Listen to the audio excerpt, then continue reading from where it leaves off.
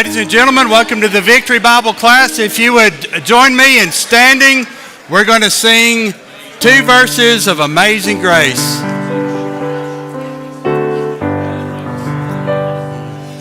Amazing grace, how sweet the sound that saved a wretch like me.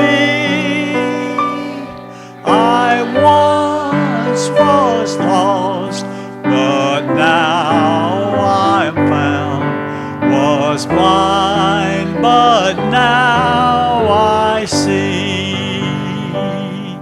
When we've been there 10,000 years, bright shining as the sun, we've no less days to sing God's praise than when we first begun. Thank you, Mr. Larry. Stay standing with me. If you have been keeping the prayer list up to date, then you can be seated. That's what I thought. All right, everybody sit. This is the prayer list. Ladies and gentlemen, please keep the prayer list up to date. We want to be praying for each other. We should be praying for each other. We need to be praying for each other. But we want to pray for things that are really existing, okay? And I know how this can be, and I've done it before as well. So please keep the prayer list up to date, if you would. We'll go over some prayer requests in just a moment. Welcome to the Victory Bible class. Thank you for being here. You'll notice there's something a little bit different about me this morning. Who can point it out? No mic. Yeah. Well, kind of. So, out of habit, and please just try to roll with this. Out of habit, I'm probably going to walk around this morning doing this. I don't know what to do with this hand anymore.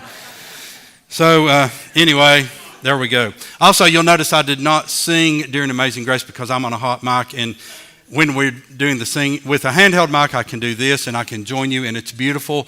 With a hot mic here, I could join you, but it wouldn't necessarily be beautiful. So there we go. Well, thank you all for being here. We've got a different kind of a class today that I think you're going to really enjoy, and I appreciate you being here. Let's do a shout out to our internet listeners.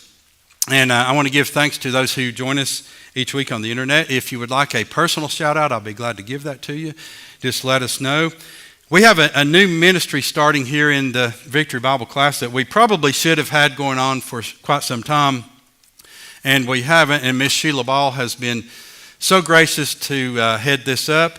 And so we're going to be recognizing our visitors. There should be a visitor card like this in the seat pocket in front of you. And you know, I didn't even check to see, but can I take a peek? There are. Okay, good. So the way this will work is if we have any visitors to the Victory Bible class, and by definition that means your name is not on the list over here when you come to check in, then you're a visitor. What we would like to do is recognize you and thank you for being a part of us. And really what we need, there's a lot of information on this card. I've highlighted really what we need to get a thank you card in the mail to the visitors. So it's your name and address. That's pretty much all we need. You can fill the rest of it out if you'd like. So with that in mind, I know this is very awkward if you are a visitor, but do we have any first-time visitors to the Victory Bible class today? Oh, get your hands up. Come on. Yes, we have 2 first-time visitors. So I'm going to have you guys fill out one of these cards. You all will pilot to this program. These are our guests, by the way, whom you will meet shortly. And they're also our first pilot.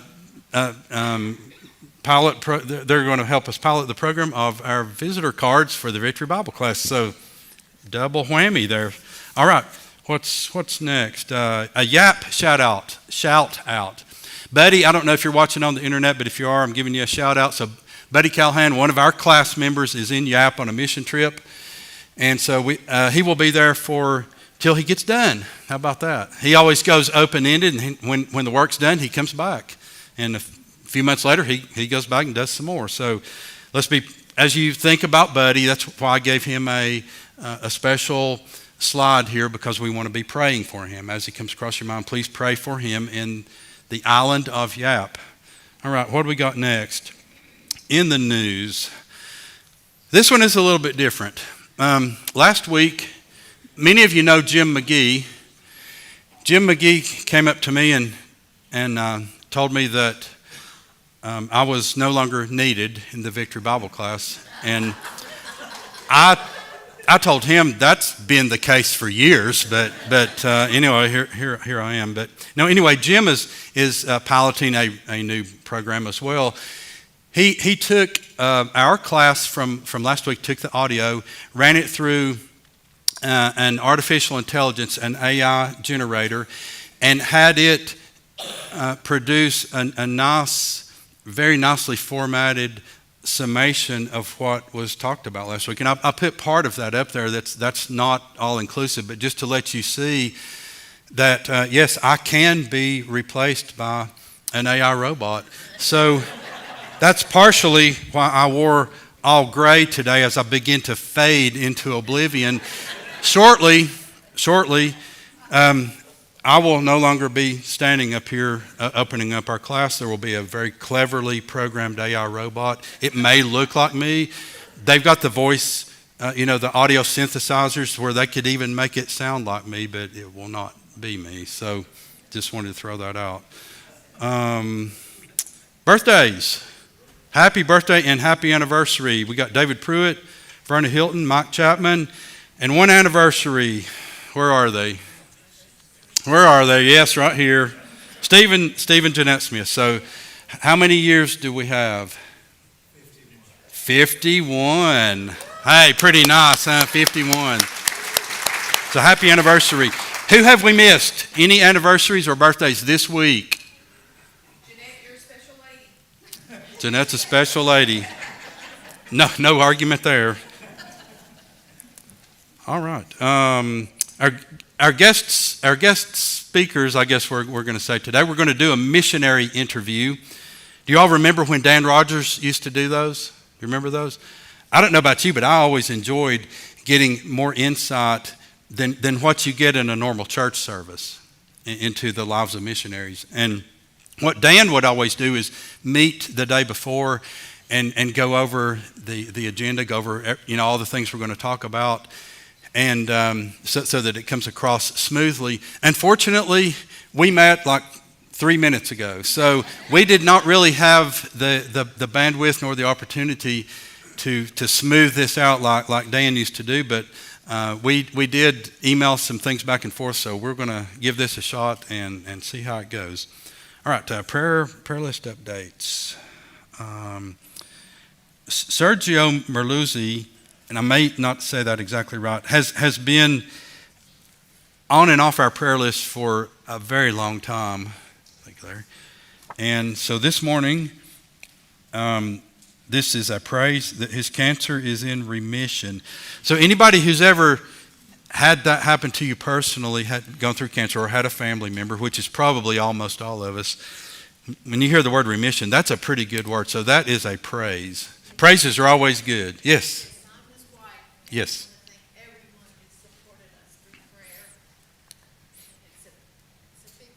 It's been a long time. He's been on the prayer list kind of off and on for a very long time. Yeah. So that's a beautiful thing, isn't it? So we will give praise for that. One more. Many of you may know this, but Lori Jenkins, many of you know her, is in very, very serious condition with, I believe it's called Legionnaire's pneumonia.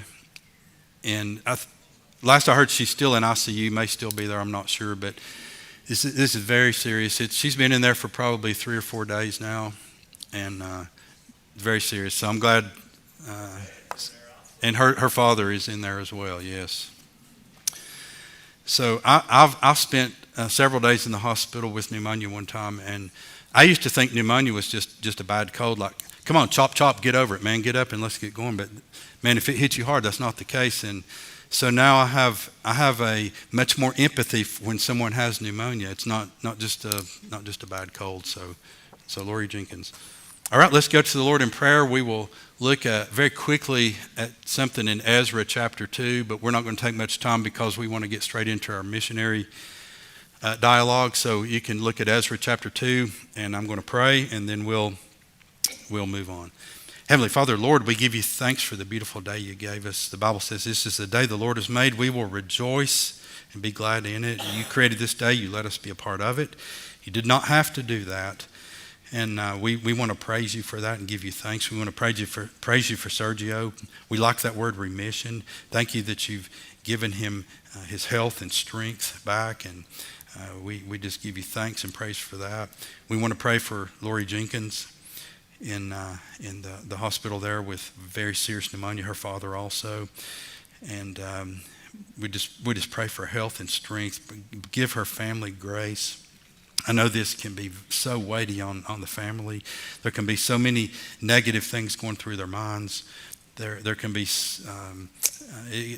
times of depression and despondency, times of no hope. And the Bible says the joy of the Lord is our strength. And I just pray that she and her family can get plugged into the joy of the Lord. Let that be their strength through this difficult time. I want to pray for Buddy over in Yap. That you bless his ministry there. Give Buddy strength. Give him the health and the materials that he needs and to do his building, and just bless his work and bless his time there. And thank you that he's able to go there and work on these mission projects. Bless our class here this morning. Make it a profitable time for us. Thank you that we have some missionary friends that have joined us, and I thank you for them. Just pray your blessing on their ministry and their lives, and we ask this in Jesus' name, amen. Yesterday, we went to Knoxville for my son's graduation, and has anybody ever been in Thompson Bowling Arena for like a basketball game? Yeah, a bunch of you have. So the floor was completely covered with seats. And as all the students walked in, there was approximately, I was trying to sit there and do the math, number of seats times number of rows and all that. But I came up with approximately about 2,000. And I was there to see one out of the 2,000. And just to tell you the truth, I didn't really care about any of the others, but I'm glad they were there, so it's fine. It's all good. It's all good. And they began to. We had a keynote speaker, and all the things you have, and then they began to read the names of the students lined up, and they read their names. They walked across, shook 3 hands, grabbed whatever they were handing out, and back around to their seats, and I began looking at my watch and doing the math again, and okay, I'm just going to be straight up with you, okay? A guy standing reading 2,000 names was kind of hard to sit through. I'm just being transparent with you here. But you know what dawned on me? Every one of those students went through a lot of work. They don't just hand out diplomas for no reason. You have to do a lot of work. You have to have some intense study. There's a lot of things that go into it. Each one of those students deserves to be recognized. They deserve to have their name called out. Even though I was only there to hear one name, all the others deserved what they got. No matter, it was kind of painful for everybody in the crowd, but hey, they did the work and they deserve what they got. Sometimes we come to a chapter like Ezra chapter 2. Take a look at that just a moment.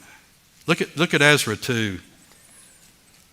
I'm not even going to start reading it. Y'all got it open there. You can see it. Now, if we were honest, which I won't ask you to lie, so I'm not going to say raise your hand. If you're doing daily Bible reading, which I encourage you to do, you better be reading the Bible every day.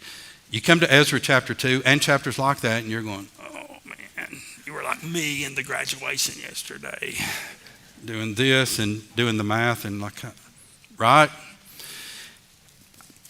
Every name listed here deserves to be recognized, or God wouldn't have put it in there. That's what I got out of graduation yesterday. So now, hopefully, when I come to chapters like Ezra 2, I've got a better attitude about reading through it. I'm really hoping that's the case. So anyway, that's it. We're gonna get straight into mission mode. So I'm gonna ask our 2 missionaries if you guys would come up, I'm going to introduce you. Oh, I'm going to give you a microphone too. We have Bruno and Roxanne Mendez. Did I say that right? Yes, okay, sir. good. And so the way we're going to work this is I'll be what we'll call the moderator. So I'm going to do some introductory comments, and then we're just going to try to have a dialogue. And we went over all the things we want to talk about. I've got them on a sheet of paper here. I've got it right in front of me so that I can't stray off and get on a bunny trail. So we're going to try to do that. Our missionaries, the Mendezes, I guess if I said that right, are missionaries to the country of Brazil. They're sent by.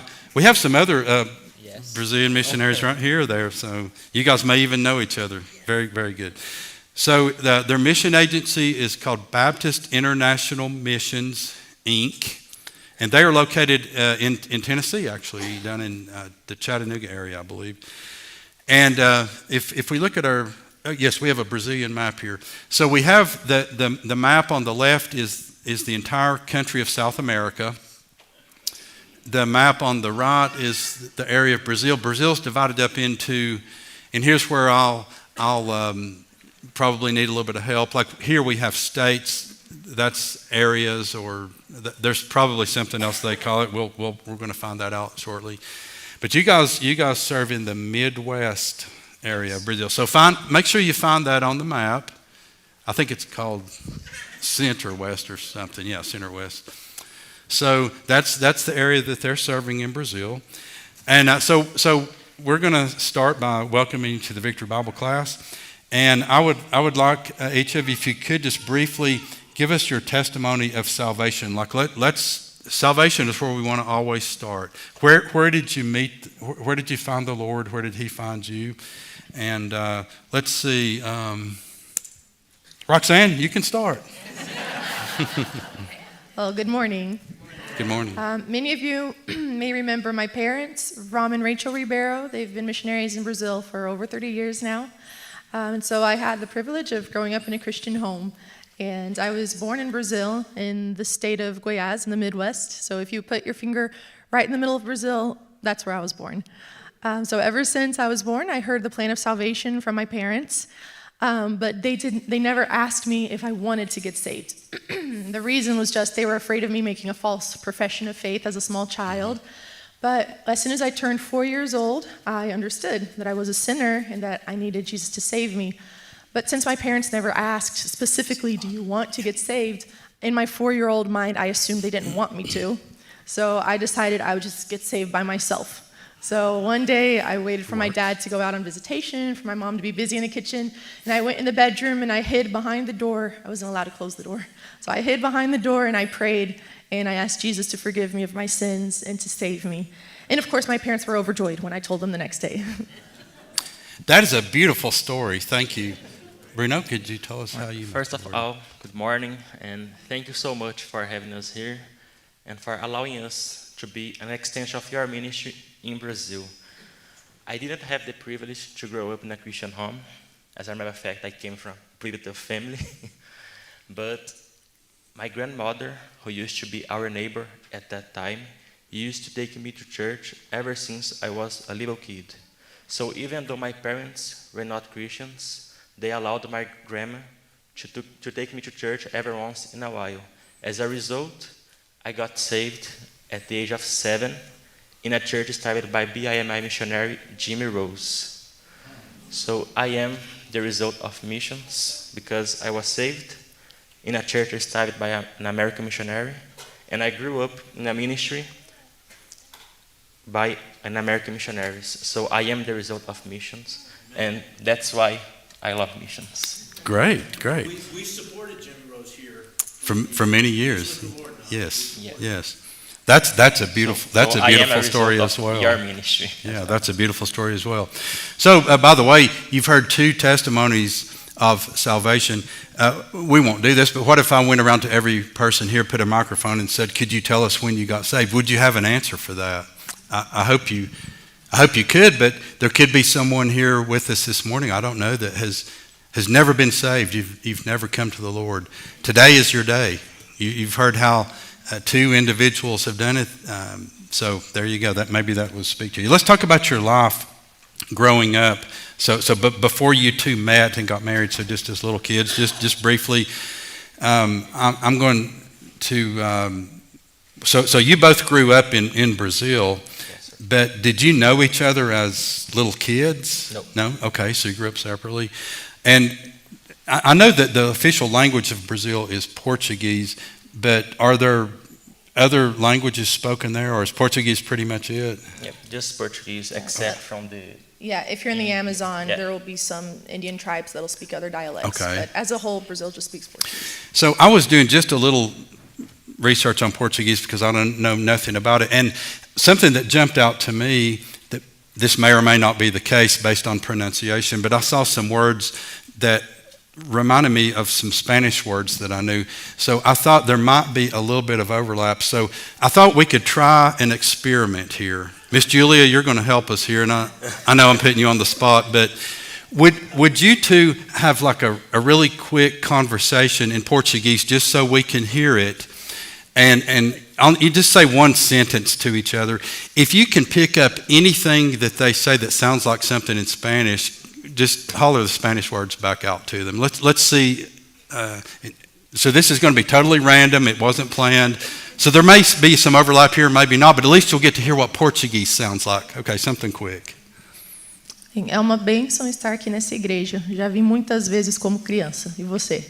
Sim, é uma grande bênção poder estar aqui e conhecer, né, quem teve um impacto na minha vida desde quando eu era pequeno. Miss Julia is fluent in Spanish. Did you understand any of those words? Well, I think he said that they were happy to be here. Yeah. I Oh. couldn't get your Spanish. You spoke it too fast. Oh, okay, that's okay. So my primary purpose in doing that was to let you hear what Portuguese sounds like. So that's what you all speak in down in Brazil. The second reason I wanted to do that is because let's see how this works through Mr. AI Generator. The Victory Bible class is now speaking in tongues, so let's see how that works. Huh? Let's see how this comes out, Jim McGee. Oh, we have two more fluent in Spanish back here too. I didn't think about that. Yes. How did you learn English? I guess did your parents speak English too? So you grew up bilingual? Yes. So we only spoke English at home so that we would learn English. But So that then at church, of course, and at school, we went to school in Brazil, so we learned Portuguese. So I was actually alphabetized in Portuguese first. I spoke English ever since I was born, but I didn't learn to read and write in English till I was about 11. Okay. And Bruno, how did you learn English? So I started learning English 1 year ago. So No way. Yeah. You speak very well. Well, Wow. thank you. I I'm trying. I would have had no idea. Well, that's So that's yeah, in great. order to come to this country, I had to take an English exam. So I started a course, English course, and then here I am. So it can be done. All right, so let's go on to, we've talked about your families. Let's go on to married life. So you two did not know each other as little kids. So just tell us a little bit about how you met, how that came about, and like how long you've been married, and Okay, those so kind of I things. met Roxanne when my family joined the Ribeiros Church in 2016, and at that time we didn't feel anything for each other, but during the years we developed a friendship, and the Lord brought us together in 2022, and we got married in May of last year, and we're celebrating 1 year tomorrow. Oh, happy anniversary. Hey, happy anniversary. All right, so 1 year of marriage. Let me say something. Yes. I have history because I know the family. Ron is a church planter. So he planted a church in Goiânia where Roxanne grew up. But then he went to Ribeirão Preto and started another church in Ribeirão Preto where he joined. So Yep. it's the church planting ministry that brought these two together. Yeah. That reminds me of Psalms 37:23. What does that say, class? The steps of a Good man are what? Ordered? Ordered by the Lord? And he delighteth in his way. Maybe through that church planting ministry, the Lord had some steps ordered for you too. Yeah, I don't like coincidences, so I believe that. Good. Well, most of the time in a church setting, mission work is presented as probably 90% on the spiritual things and the ministry, and maybe only 10% on the actual what it's like to live in the country. And it probably should be that way, because missionaries aren't going around asking for support so they can go somewhere and be on vacation. They're doing a ministry there. But a lot of times we get the idea that ministry is 24/7. Right? If you just go by the missionary type presentations that we've all seen for years, and it's not that way. It shouldn't be that way. Your life is out of balance if you're ministry 24/7. That's not what life is all about. It's definitely should be a part of our lives, all of us, not just our missionaries. But that's why when we do missionary interviews in this class, we like to kind of flip that around. We take the ministry side as a given, and we like to try to find out more of what is it really like, because most of us have, by the way, Brazil is south of the equator. Has anybody ever been south of the equator? I'd like to see your hands if you've been south of the equator. Hold them up just a moment. A few of you have. I never have, but did you know that this just has to do with the way gravity, centrifugal force, and centripetal force work. When you stir your coffee, like if you've grown up here in the U.S., you stir your coffee clockwise. If you've grown up in south of the equator, you stir your coffee counterclockwise. I just totally made that up, but it's amazing. Some of y'all are going, okay, that's not true. The other thing, I need to apologize. I should have done this ahead of time. I'm going to probably we're going to be comparing Brazil to the U.S., and I'm going to say, well, how is it different or the same as America? What's wrong with that statement? They're all America. This is North America, they're South America, but we tend to say America meaning the U.S., but it's all America, so we're all Americans. So if I say that, just forgive me. I'm talking about the U.S. I'm going to try not to do that, but it's kind of hardwired into us. Well, let's get into mission work a little bit. When did you know that you wanted to be a missionary? And this had to happen before you met and got married, because that's only been a year. So tell us a little bit about how your life's desire and how maybe the Lord spoke to you in a certain way, or you just had this desire in your heart, or how it came about that you knew you wanted to devote your life to missions. Okay, so in my case, during a missions conference at our church in 2019, I felt the Lord calling me into full-time ministry. At that time, I didn't realize for sure if I was going to be like a church planter, a missionary, or just a national pastor in Brazil. But under the leadership of my father-in-law and pastor, missionary Ron Ribeiro, I soon joined Ebenezer Baptist Seminary. I'm sure that you know about this seminary. It's a seminary founded by missionary Jimmy Rose, and the same seminary that her father graduated from as a young man. And as soon as I finished the seminary, I realized that God was calling me to be a church planter in Brazil, and it was before we both felt anything for each other. Okay, great. Roxanne, how did you know you wanted to be a missionary, and why did you want to be a missionary? Well, in my case, as I said, I grew up in Brazil as a missionary kid. So my parents are church planters, and so ever since I was a small child, I was very much aware of the needs in our country. And so when I was 12 years old, my dad preached a sermon on obedience, and I went forward in the invitation just to ask the Lord to help me to be more obedient. And as I was praying, I felt the Lord touching my heart and calling me into full-time ministry. And I didn't know at that point what that meant, but throughout the years, the Lord went guiding and directing me more specifically towards missions. And so actually in 2021 was when I joined BIMI as a single missionary, and I started raising support to go back to Brazil as a single missionary and work on my parents' church planting team. But as my husband likes to say, the Lord had better plans for me. Me.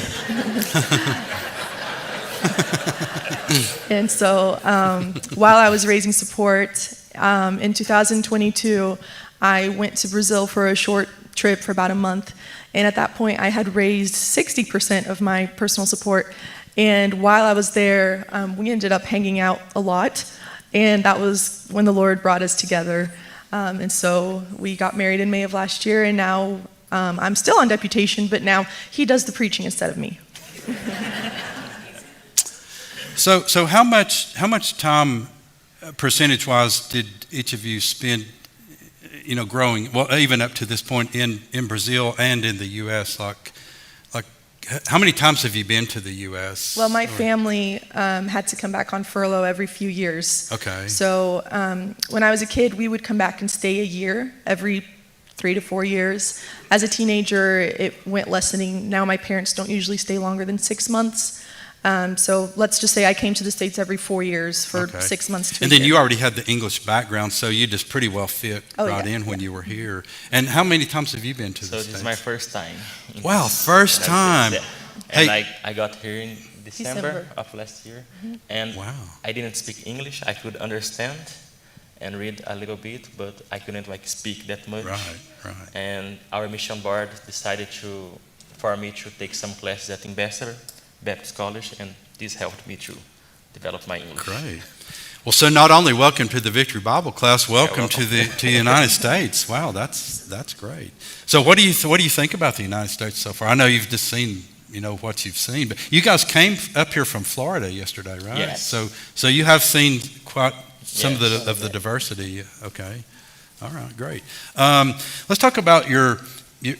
We do want to go into ministry a little bit. We don't have to focus on that completely, but the Bible tells us that the church in Acts, it says they met together, and what did they actually do? I mean, you're not going to find Sunday school in the Bible. You're not going to find the word bus ministry or Awanas or any of that stuff. So what did they actually do? And I think as we look around the world in different different countries, different cultures, the idea of a congregation meeting together, we always tend to think it has to look exactly like this, and that's probably not the case. So how does ministry and church and all those things look differently in Brazil than it looks here? And we're not saying you're worshiping other gods or anything like that. We're all Christians, so we're within the Christian realm, but the way that's expressed, the way it comes across to fit into your culture, tell us a little bit maybe about how it's the same, how it's different. What does ministry look like there in Brazil?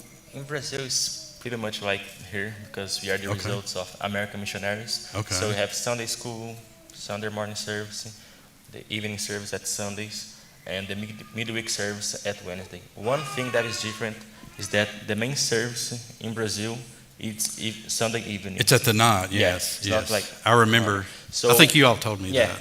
my first time at the service here Sunday morning, I was shocked because the church was packed. It's And, it's yeah. kind of the Yeah. opposite here. It's the opposite here in the U.S. See, I said U.S. I didn't say America. Yeah, okay. So Roxanne, anything else that's different? Well, let me ask you this: we had a missionary here a couple of years ago to Australia. Some of y'all may remember that, and he was telling us that in Australia, if you go to someone's home and you knock on the door, or you ring the doorbell, but you have not been invited, that's very insulting, and that person will never speak to you again if they see you in the supermarket or whatever. Do y'all remember that? So he was telling us to do evangelism, you can't do that. That's just culturally unacceptable. So you have to find other ways around it. Now here in the U.S., generally you can go to someone's home uninvited and they're not insulted, but in the Australian culture, at least where he was, man, that's a big no-no.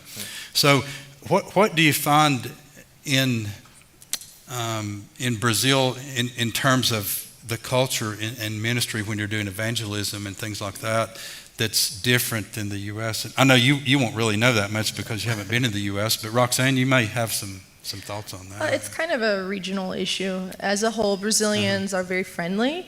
They're very welcoming, so we don't really So have that's a lot very of... different than Australia then. And actually, So you could go to someone's home uninvited Oh, and yeah. they're not offended. and Very to be different. honest, I would say Brazilians, in our experience, are actually more open to religious or spiritual conversations than Americans.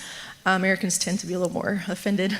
So I've found that as well. I as think the time biggest goes on. difference, I would say, in terms of how the ministry here works or in Brazil is just you need a little more flexibility in Brazil. Brazilians are night owls, Brazilians are party animals, Brazilians are always late. So our services are a lot longer. Bruno's been surprised, like Sunday evening services, usually they start at 6, end at 7. In Brazil, it starts at 7, it'll end after 9, and people won't leave the church till close to 11. So, and as far as door-to-door evangelism, for us, it just kind of depends on which city we're in. So Okay. far, our team has established 7 churches in Brazil. They're all in different parts. So where I grew up, for example, very normal to do door-to-door evangelism. Bruno's more involved in that as a man than I am.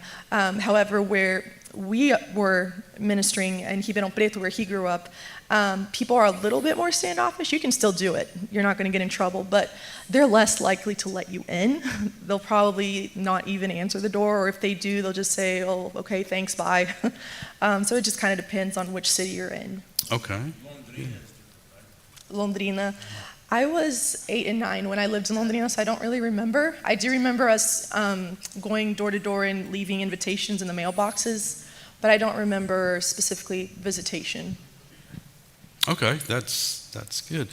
Let's go to a little bit about geography. So here we have states, and states are divided into counties, and then we have cities. And so how is Brazil, besides what we have on the map, the sections, how is Brazil divided up?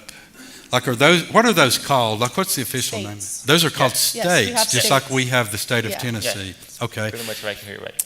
And then Country, furthermore, states, within the cities. states, are they divided up further geographically, or Just Just cities, cities, no yeah. counties. just cities and no counties? Okay, so that's a difference. Mark, these Yes. divisions here are not official. I mean, they're semi-official, like we say north in the United States, but there are individual states. Right. How many states? Yeah, How many? 26 26 states. plus the. I think Federal when I was looking it up, because they had told me they were in the Midwest of Brazil, so I Googled Midwest Brazil, and that's what it came up with. So that's more of a general, like Yeah. we call this the southeast of the United States. Midwest, that's not a state. Yeah, Yeah, that's just an area, more of an Yeah. area. Okay, good.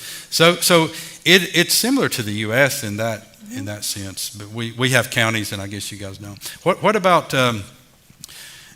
Now I know Brazil is very diverse with, and I didn't look this up, but if you look at the coastline and go in maybe 250 miles, that's where, say, 80% of the population lives or something like that. And then there's a lot of jungle. There's the Amazon. I mean, we have Amazon here, of course, too, but their Amazon is a little different.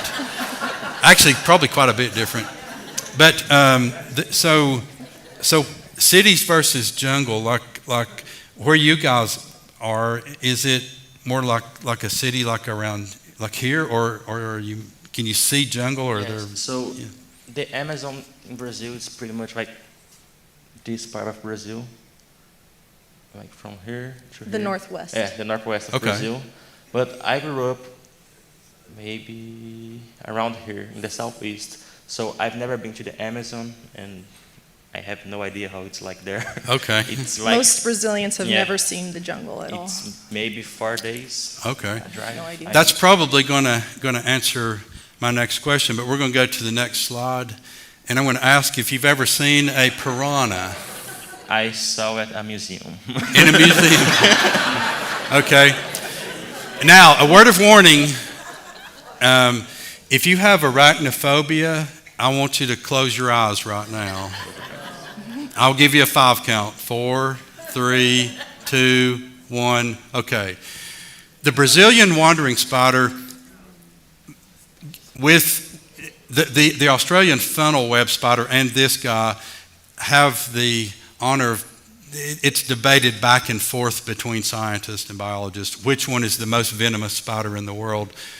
But I just wonder, have you ever seen a Brazilian wandering spider? That would only be in the No. jungle. So. Yeah. That would only be in the Praise the jungle. Lord, no. Okay. We Yeah. have cousins down south, they are venomous. These guys are nasty, and you can do a little bit of your own research if you want, but these are truly nasty. Okay, one more slide, and then you arachnophobes can open your eyes. One more slide. This is the Goliath bird eater tarantula. It's the largest spider in the world. There's a human hand there beside it. Now, these guys, as creepy as they look, they're actually non-toxic to humans. The thing that if you want to handle one and you can, they won't hurt you. But one of their defense mechanisms, they have tiny hairs all over their body, and they can release those. They're so small that they'll just float up in the air, and when you inhale them in, they'll really hurt your nose. They can get in your eyes and stuff. So it's a defense mechanism. But other than that, they're harmless. But I don't guess you've ever seen. No. Okay, I didn't even have to ask there. I think Okay, you we're know going to go more than back we to do. we're going to go back to a nice, friendly Brazil-looking slide here or something else. Okay, we're off with that. Wow, we have. Let's see. Is there anything else we needed to cover? Let me ask about. Are there any questions from the floor? We just have a couple of minutes. I'm just watching for the choir members to line up because when they do, we have to get out here. Yes, sir.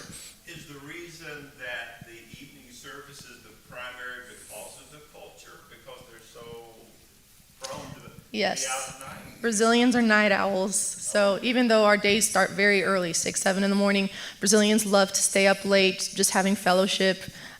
Bruno, one thing he's thought is very weird here in the States, it's like 7 p.m., all the restaurants are closing. People don't leave their house till like 8 p.m. to go out for dinner in Brazil. So for sure that has a lot to do with it. And Sunday morning, most of the women, they want to get home and start cooking. So our Sunday morning services are a little bit shorter than here, a lot shorter than here. I have a follow-up to that. And I think you guys told me this, at least the area of Brazil where you were.